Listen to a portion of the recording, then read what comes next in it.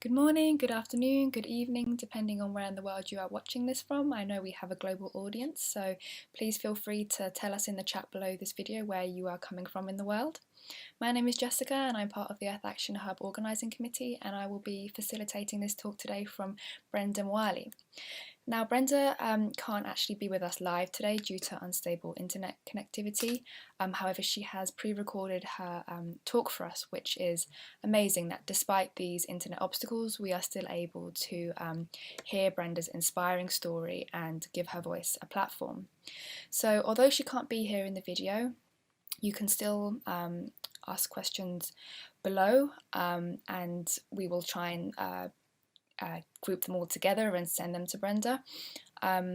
Also, you will be able to find her profile in the members area, just search for her name, and then you can send her a direct message. We will also put all the links to her organisations in the chat below, so plenty of information and ways of contacting her. So enough of me, let's introduce Brenda quickly, and then the floor is hers. So Brenda is from Malawi, and she's a food technician by profession, but she's also the founder of Glow Foods. She's involved in lots of different social projects in rural communities, and she's also won many awards, one of which is the 2017 winner and ambassador of Future Africa Leaders Foundation. She's part of the Green Girls platform, which was established in 2019 to address the violence girls face due to the impacts of climate change. It works on the capacity building, promoting climate justice, raising awareness of sexual and reproductive health rights, and provides leadership skills. Brenda believes that it is everyone's responsibility to create the Africa that you want, irrespective of one's gender, educational background, and financial status. So with those words of wisdom, I will now hand it over to Brenda's inspiring video. I hope you enjoy. Thank you. Hello, my name is Brenda Mwale from Malawi. I'm a food technologist by profession, but I'm also founder of Grow Foods, which is just a startup. Right now we're focusing on farming, horticultural crops, and food processing consulting, and yet to start food processing and food packages. So I'm so excited to be here, to be a part of this, and thank you so much to the Earth Action Hub for the opportunity to be part of the amazing team. And I'm looking forward to an amazing discussion and network, connect, and learn more with everybody here in this session. So thank you so much for this. When it comes to climate change, I think climate change is affecting us all in one way or the other. It could be that it's like it's not affecting you directly, or maybe you're being affected directly, or in as much as you're being affected, but you're not mostly affected, but yet the other part is also being mostly affected. But I see climate change as everyone's fight. It doesn't matter like your age, your race, your tribe, your education background, your financial status, or where you're coming from, or your geographical position. But climate change is everyone's fight. And the fact that you haven't started, like today, I just want to share my experiences, and I hope to inspire somebody to take action in towards climate action. And if you're already involved in climate action interventions, then I hope you be inspired to do even the more. My journey started in 2016 when I was in my first year for my undergraduate studies. So I attended this other conference called ISEC, Youth Speak Malawi, which was mostly centered on like raising awareness or making us youth be aware of sustainable development goals. And that was my first time I was hearing about sustainable development goals, because I know there were millennium development goals before, but to be honest, I don't even know them. I don't even know what happened to the MDGs, or what is it that my country did towards it. But I'm glad I was there for this meeting, and that's the time whereby my passion arose because of one of the speakers. She was like she is, because she's still doing it. She's a climate activist, and her story, like she just shared her story, and her story made me realize that I have a responsibility. I need to take part in combating, like in achieving the sustainable development goals. But then the 17 goals, I can't say I'll achieve everything. And I started with I'm involved in education, like social projects do with education, zero hunger, and climate change. And I think climate change is my heartbeat right now. And so for me, I was looking at myself being a first year student in school with no job. I rely on my parents for pocketing money for fees and everything. So now I was asking myself to say, okay, what am I going to do to do this? Or maybe, okay, for me it was like, okay, maybe once I finish school, I get a job, then I'll be able to do something in my community and all of that.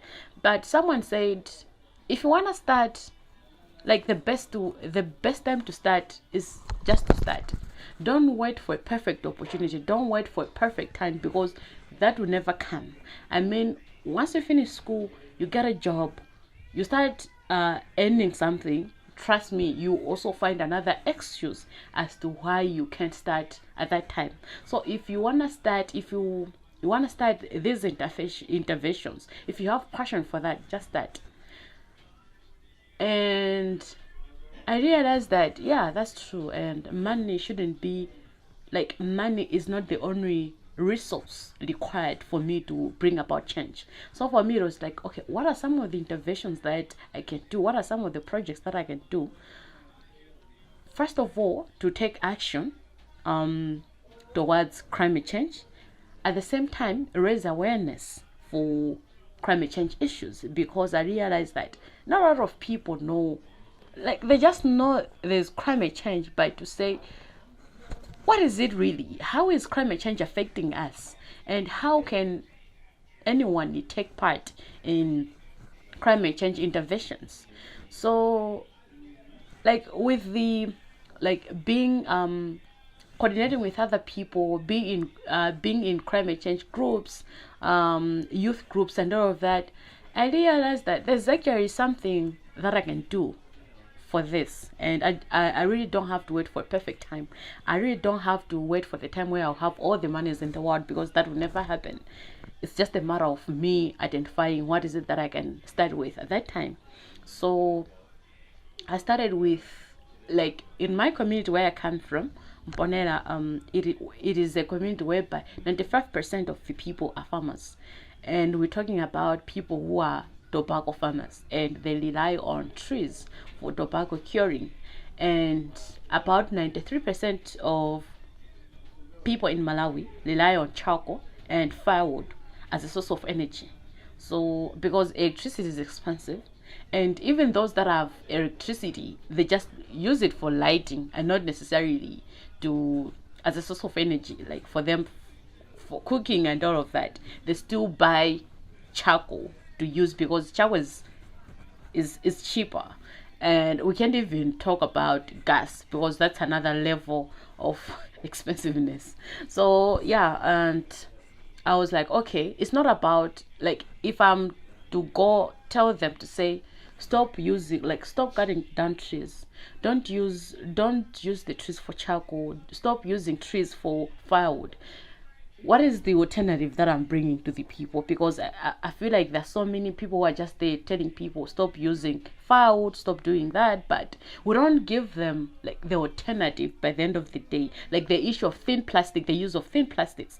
We're telling people stop using, like, stop the use of thin plastics, but we're not providing alternatives to the people. So for me, it was like, okay, in the like, as a short-term plan, maybe if I can be like, it's like, okay, maybe I can start by help the government or the forest department with an initiative whereby they're stopping people from cutting down trees at at a mountain. So I started by buying tree seedlings. So for a start, I bought about 25,000 tree seedlings, and I called I mobilized the chiefs from my community, about chiefs from 30 villages, and to see how can we distribute the trees, and we come up with a distribution plan to see how, like, some of the families we could reach out to. The sole purpose so that the people who are going to receive that can plant those trees around their houses and their farms. So the 25,000 trees were distributed, and I started an local organization called Kasai Community Development Organization from my community, heard about the intervention that I was doing, and they were happy because they are also into afforestation and early afforestation project, and they invited me, and they explained to me how they are very much interested in the interventions that I'm doing, and they donated about 150,000 trees. That's a lot. And so now we had to come up with a strategy, like a sustainability plan.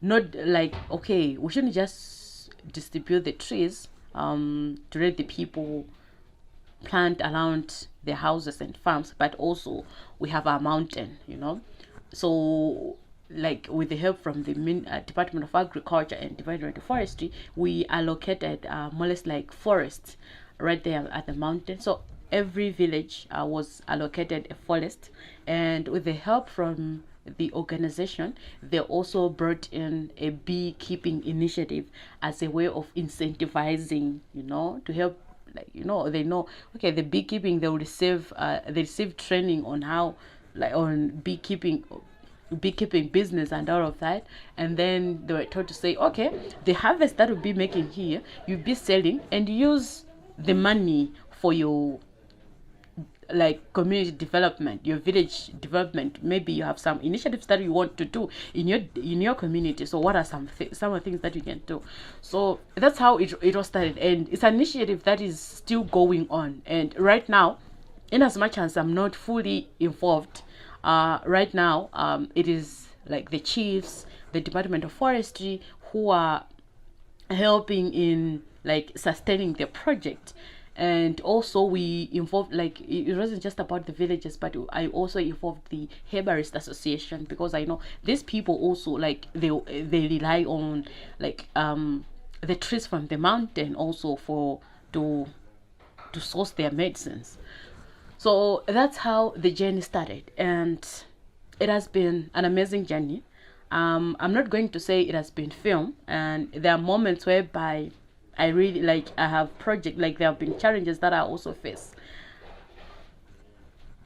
Like, I'm female, and being a girl is not easy, because like, I remember there was a certain project that I wanted to do, and I planned on reaching out to people, like individuals, for support. And there are those moments whereby you find, men trying to take advantage of you. They're telling you, if you want us to support you, I'm gonna need something in return, and they'll tell you, okay, then there should be we should involve in, sexual activities and all of that. I mean, in as much as, for my love for nature doesn't necessarily mean that I should just give my life away. So for me, it's like, no, I think it's fine. Let your support go. So I would rather, use the resources that I have, would rather start small and we'll grow from there. But I wouldn't want to sell myself because of the support that I need. So, but basically, it's been an amazing journey. And apart from that, also, I do school reach out, trying to sensitize students on issues to do with climate change, and how they can actually fully be involved at individual level, or even at school level. And with that, I joined National Youth Network on Climate Change, and right now I'm the programs manager for National Youth Network on Climate Change. And there are so many interventions that we've been doing, and one of which is fighting for, like, implementation of the thin plastic ban here in Malawi, because the law was passed by Supreme Court in 2018, but it hasn't been fully implemented. Why? Because we're saying the ban is there, should be implemented, but there are no alternatives. Like, there are no any other alternatives for people to use. Like, what are the alternatives? If people have to stop using thin plastics, what are the alternatives? So for us, we said, okay, as we're waiting the government also to come in, and because that goes with political will as well. So as we're waiting for that also, we thought it wise to say, okay, what if we go out to organizations that are championing climate action? So for us, it was to help those, because we know these organizations, they have initiatives they are implementing in communities nationwide.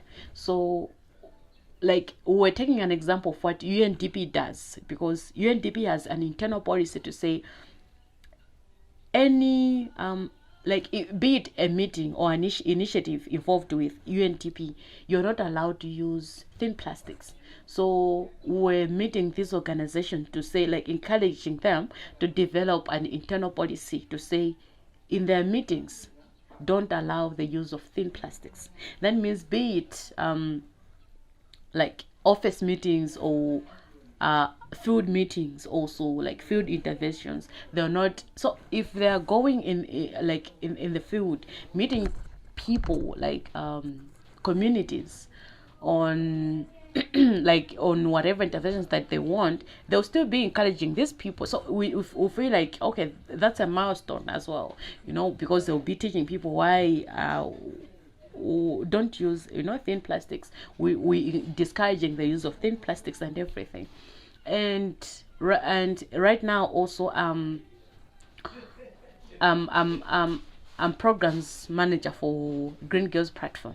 So Green Girls Platform, it is a platform that we've created to give chance to girls and young women to be champions of climate action, because we know that there's so many issues that are coming in, like there's so many challenges that are coming in when we come to issues of climate change and gender, and women are mostly affected, but they don't have the platform. They're not empowered. So we're giving them like a platform to empower them, to build them and support them to be young women negotiators.